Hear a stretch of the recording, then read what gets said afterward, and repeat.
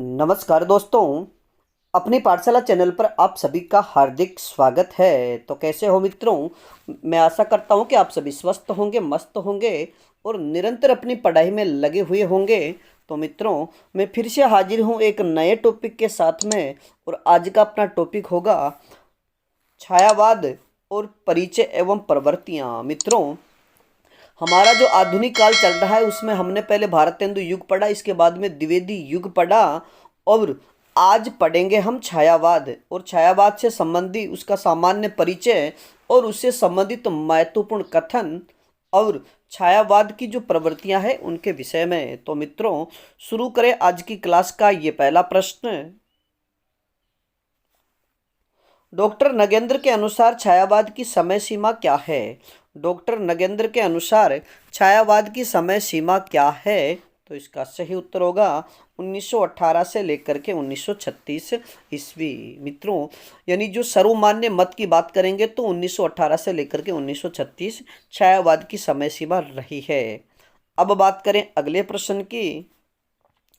छायावाद शब्द का सर्वप्रथम उल्लेख किसने किया है? छायावाद शब्द का सर्वप्रथम उल्लेख किसने किया? तो इसका सही उत्तर होगा मुकुटधर पांडे ने। अगला प्रश्न। 1920 ईस्वी में मुकुटधर पांडे ने किस निबंध से छायावाद शब्द रूढ़ हो गया?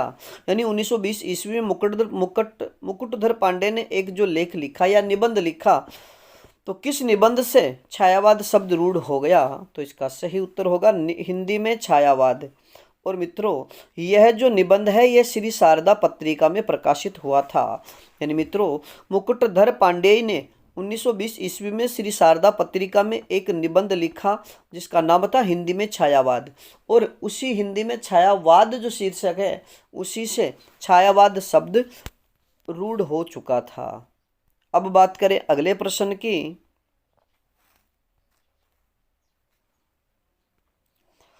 आचार्य नंद दुलारे वाजपेयी ने छायावाद के दर्शन, यानी आचार्य नंद दुलारे, मित्रों ये दुलारी लिख गया, आचार्य नंद दुलारे वाजपेयी ने छायावाद के समर्थन में कई लेख लिखे जो किस पत्रिका में प्रकाशित हुए? तो इसका सही उत्तर होगा भारत पत्रिका में। अगला प्रश्न।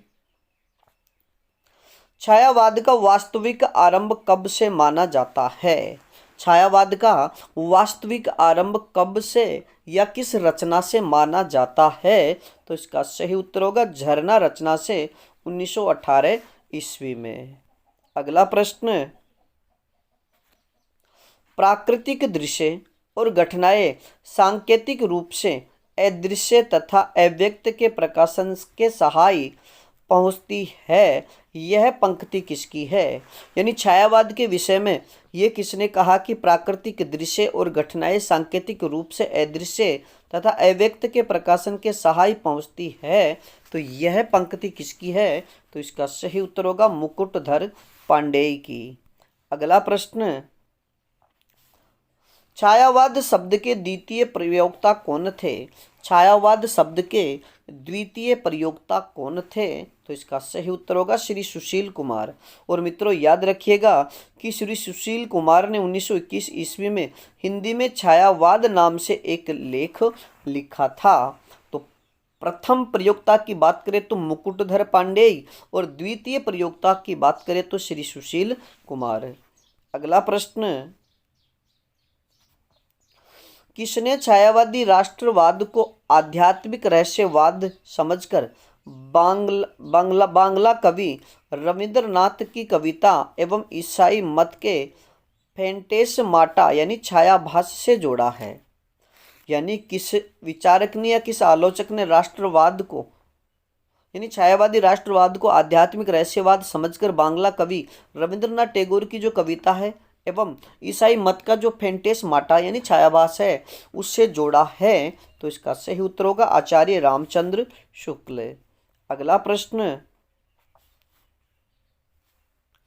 आचार्य शुक्ल के मत का खंडन करते हुए किसने कहा कि बंगला में छायावाद नाम का कोई वाद नहीं चला? यानी आचार्य रामचंद्र शुक्ल के मत का खंडन करने वाले कौन थे, जिन्होंने कहा कि बंगला में छायावाद नाम का कोई वाद चला ही नहीं? तो इसका सही उत्तर होगा आचार्य हजारी प्रसाद द्विवेदी। अगला प्रश्न, कृष्णदेव प्रसाद गौड़ ने छायावाद की छानबीन शीर्षक लेख में छायावाद शब्द का प्रयोग किस अर्थ में किया है? यानी कृष्णदेव प्रसाद गौड़ ने छायावाद की छानबीन शीर्षक नाम से एक लेख लिखा था और छायावाद शब्द का प्रयोग उन्होंने किस अर्थ में किया? तो इसका सही उत्तर होगा रहस्यवाद। अगला प्रश्न, आचार्य रामचंद्र शुक्ल के अनुसार छायावाद का क्या अर्थ है? आचार्य रामचंद्र शुक्ल के अनुसार छायावाद का क्या अर्थ है? तो इसका सही उत्तर होगा मधुचर्या, चित्र भाषा शैली, रहस्यवाद और शैली व चित्र। यानी मित्रों याद रखिएगा कि आचार्य रामचंद्र शुक्ल ने छायावाद के लिए कई शब्द, यानी जो छायावाद शब्द है इसके अनेक अर्थ स्वीकार किए हैं, जिसमें मधुचर्या, चित्र भाषा शैली, रहस्यवाद और शैली व चित्र। अगला प्रश्न, छायावाद को स्थूल के प्रति सूक्ष्म का विद्रोह है। यानी छायावाद को स्थूल के प्रति सूक्ष्म का विद्रोह है किसने कहा है? तो इसका सही उत्तर होगा डॉक्टर नगेंद्र। मित्रों ये प्रश्न बार बार, यानी चाहे सेकंड ग्रेड भर्ती हो चाहे फर्स्ट ग्रेड भर्ती हो, यानी उस हिंदी साहित्य के इतिहास में ये प्रश्न जरूर पूछा जाता है कि छायावाद को स्थूल के प्रति सूक्ष्म का विद्रोह किसने कहा? तो डॉक्टर नगेंद्र ने। अगला प्रश्न, छायावाद की प्रयोगशाला का प्रथम आविष्कार किसे कहा गया है? छायावाद की प्रयोगशाला का प्रथम आविष्कार किसे कहा गया है? तो इसका सही उत्तर होगा झरना को। और मित्रों ये झरना जयशंकर प्रसाद की रचना है और झरना का प्रकाशन 1918 ईस्वी में हुआ और 1918 से ही छायावाद का आरंभ माना जाता है। अगला प्रश्न, छायावाद को प्रकृति के बीच का उद्गीत सर्वात्मवाद किसने माना है या किसने कहा है कि छायावाद को प्रकृति के बीच जीवन का उद्गीत हो? सर्वात्मवाद किसने कहा है? तो इसका सही उत्तर होगा महादेवी वर्मा ने।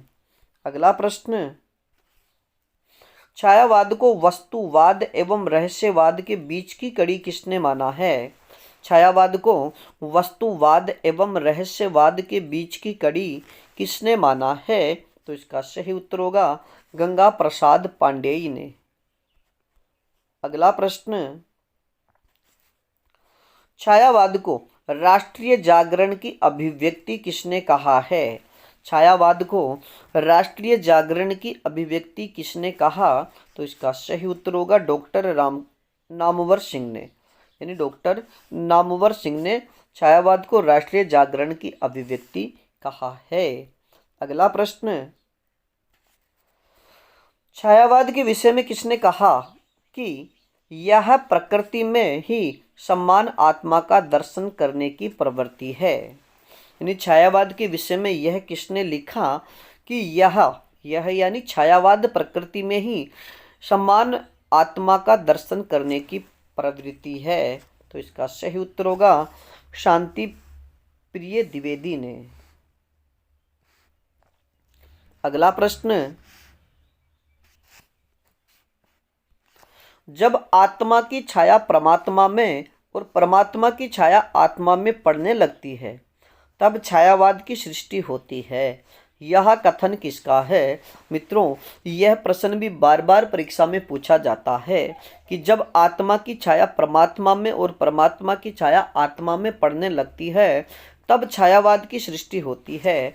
यह कथन किसका है? तो इसका सही उत्तर होगा डॉक्टर रामकुमार वर्मा का। अगला प्रश्न, छायावाद निजी जीवन की अभिव्यक्ति है। वह निजी जीवन जो द्विवेदी युग से दबा हुआ था, यह पंक्ति किसकी है? यानी छायावाद निजी जीवन की अभिव्यक्ति है। वह निजी जीवन जो द्विवेदी युग में दबा हुआ था, यह पंक्ति किसकी है? तो इसका सही उत्तर होगा डॉक्टर बच्चन सिंह की। अगला प्रश्न,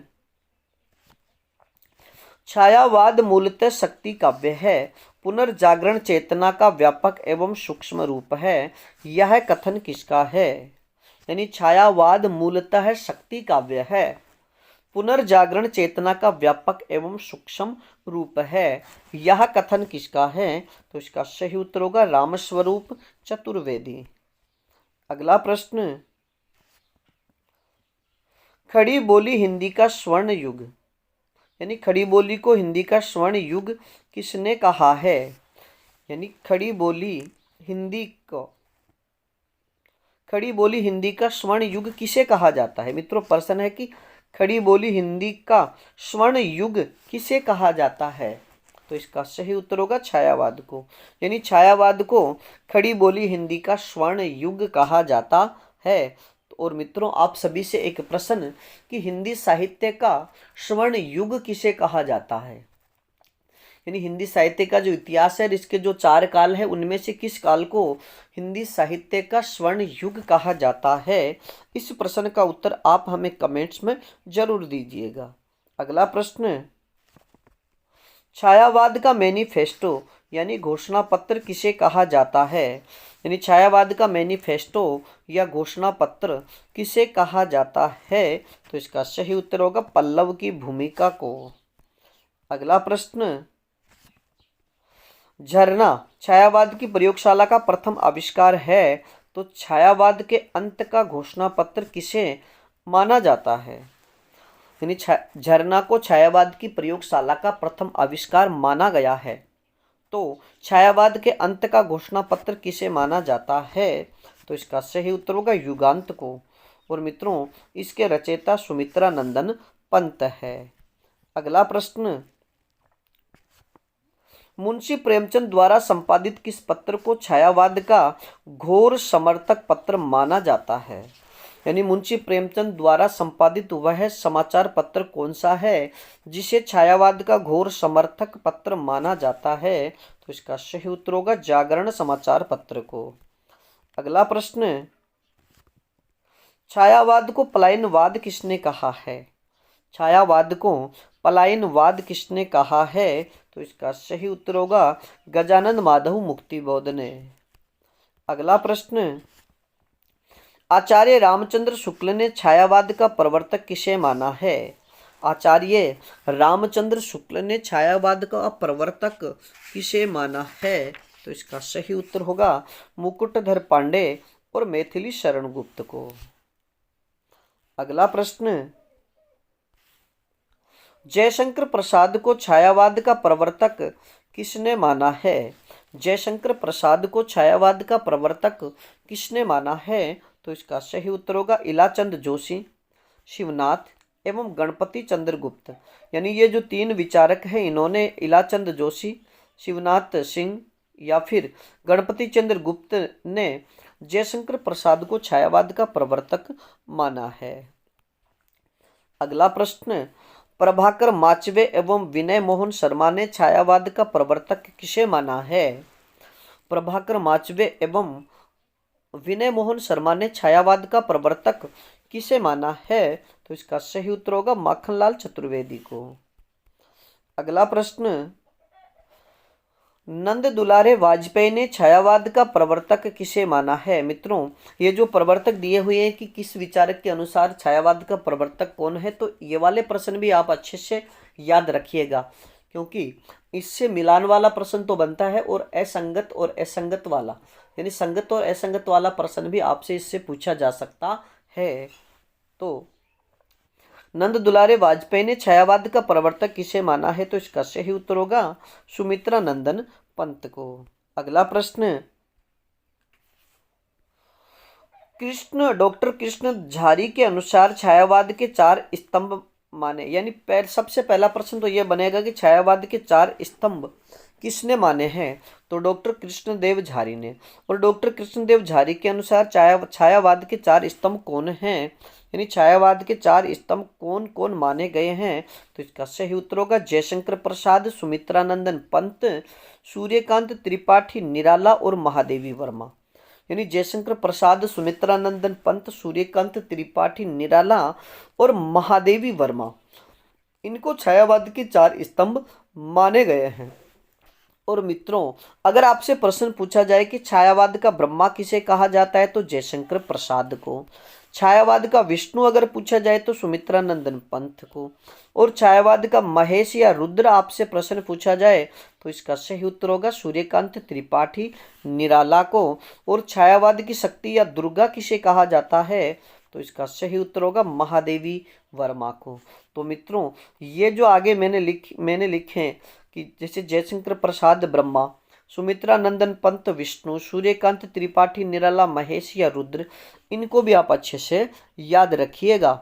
बात करें अगले प्रश्न की। छायावाद के आधार स्तंभ कहे जाने वाले कवियों के दार्शनिक मत क्या है? यानी छायावाद के जो 4 आधार स्तंभ माने गए हैं, तो उनके अगर दर्शन की बात करें कि उनका दर्शन कौन कौन सा है, अर्थात वह किस दर्शन से जुड़े हुए थे, तो इनसे संबंधी प्रश्न भी आपसे पूछा जा सकता है। तो जयशंकर प्रसाद की बात करें तो ये प्रत्याभिज्ञा दर्शन से जुड़े हुए हैं, यानी इनका संबंध जयशंकर प्रसाद का संबंध प्रत्याभिज्ञा दर्शन से है। और सुमित्रानंदन पंत की बात करें तो ये अरविंद दर्शन से संबंधित है। और सूर्यकांत त्रिपाठी निराला की बात करें तो ये अद्वैत वेदांत दर्शन से संबंधित हैं। और महादेवी वर्मा की बात करें तो ये बौद्ध दर्शन से संबंधित है। अगला प्रश्न, आचार्य नंद दुलारे वाजपेयी ने 1931 में कितने यानी छायावाद की वृहत त्रिही में शामिल किया है? किसने है ये मित्रों? यानी आचार्य नंद दुलारे वाजपेयी ने 1931 में अलग अलग लेख लिख करके किन किन को छायावाद की वृहत त्रयी में शामिल किया है? तो इसका सही उत्तर होगा जयशंकर प्रसाद को, सुमित्रानंदन पंत को और सूर्यकांत त्रिपाठी निराला को। मित्रों, आचार्य नंद दुलारे वाजपेयी ने 1931 में अलग अलग लेख लिखे थे और उन अलग अलग लेखों के अनुसार उन्होंने छायावाद के वृहद त्रयी के 3 लेखक स्वीकार किए। और वो 3 लेखक जयशंकर प्रसाद, सुमित्रानंदन पंत और सूर्यकांत त्रिपाठी निराला है। और मित्रों, उन अलग अलग लेखों में अलग अलग जो निबंध लिखे उनमें जयशंकर प्रसाद के काव्य की यानी उनका काव्य मानवीय भूमि से जुड़े हुए हैं, तो सुमित्रानंद पंत का काव्य कल्पना पर आधारित है। और सूर्यकांत त्रिपाठी निराला का जो काव्य है वो बुद्धि तत्व से संबंधित है। अब बात करें अगले प्रश्न की। छायावाद की लघु त्रयी में किसे शामिल किया गया है? छायावाद की जो लघु त्रयी है उसमें किसे शामिल किया गया है? तो इसका सही उत्तर होगा महादेवी वर्मा, डॉक्टर रामकुमार वर्मा और भगवती चरण वर्मा। यानी तीनों वर्माओं को छायावाद की लघु त्रयी में शामिल किया गया है। लेकिन मित्रों, आप याद रखिएगा कि छायावाद की लघु त्रयी में कुछ आलोचक भगवती चरण वर्मा के स्थान पर माखनलाल चतुर्वेदी को भी स्थान देते हैं। तो मित्रों, आज के लिए इतना ही, बाकी फिर मिलेंगे एक नए टॉपिक के साथ में। तब तक आप अपने अध्ययन में जुटे रहिएगा। और इसके बाद जो छायावाद के प्रमुख 4 आधार स्तंभ माने गए हैं उनका जीवन परिचय लेकर उनकी रचनाओं से संबंधित महत्वपूर्ण तथ्य और उन्हें कौन कौन से पुरस्कार प्राप्त हुए, ये सभी विवरण हम अगली कक्षाओं में पढ़ने वाले हैं। लेकिन आप सभी से लास्ट में अनुरोध कि अगर हमारे चैनल यानी अपनी पाठशाला बाय बीएन सर चैनल पर नए हो तो हमारे चैनल को लाइक, सब्सक्राइब और अपने मित्रों तक शेयर जरूर कीजिएगा। और हमारी ये जो श्रृंखला है ये जब तक तुम्हारी वरिष्ठ अध्यापक भर्ती और स्कूल व्याख्याता भर्ती नहीं हो जाती तब तक ये लगातार ये श्रृंखला चलती रहेगी। धन्यवाद।